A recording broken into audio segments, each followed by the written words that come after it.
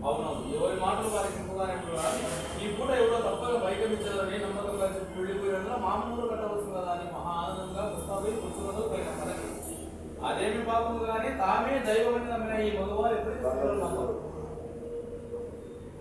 ఏ చండాలు నేను నమ్మనవాడు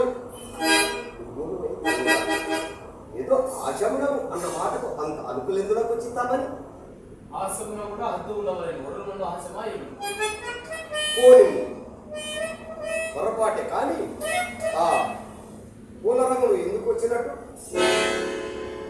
ఆ సంగతి మీరు నేను చూచిన ఈదు గుమ్మను వచ్చినచో నీ అమ్మ కంట పడవలసి వచ్చినది గరిట గుమ్మకు పోసరికి తెలుసుకొని ఒడో బయటికి వచ్చిన ఆ బాబు నన్ను చూసి అతను చూసి కొంత వెళ్ళపోయాడు.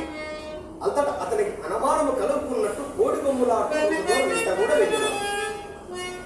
ఎందుకు వచ్చినారు అని అతన్ని అడగలేకపోతే అడిగినాడు, వేలకు కావాల్సి వచ్చినానని చెప్పినాడు. ఆ సందేహమా చెప్పినా కోపించుకోగల చెప్పా అది మాట. మేలమ్మ కొరకు వచ్చిన వాడు పిచ్చలు విడిగా ఈది గుమ్మూడ పోక వెదురుచు పెరటిదారుల కోట నా సందేహం. అదిగో ఒక వచ్చినావు అప్పుడే వచ్చినదా కోపము అడిగేవాడే భోగాల సమావేశమున ఒక బాలమిత్రుడు అగపడడం వలన పరమానందమ చేత కృష్ణ ప్రశ్నలు వేయచ్చు అడగడానికి అవకాశం లేకుండా పోయినది చిత్తామని అట్లయినా ఆ సంగతి నేనే చెప్పేది ఏడల కొరకు మాట్లాడుకై మా అమ్మ తన వెంట పెట్టుకొని వచ్చాను. ఇంటికి వచ్చిన వారి మర్యాద నీడ ధర్మం కదా కనుక అతను కుర్చీ వేసి కామూలమేగా అతను వచ్చిన పని సాధించి అది మొదలు పెట్టారు. చెప్తావని పని అంత మా అమ్మ నా మనసు కనిపెట్టి తోట చూపుల విషయమైన ఆవలు కోరుకుంటుందండి. నమ్మండి నమ్మకండి జరిగే యథార్థం వాస్తవం.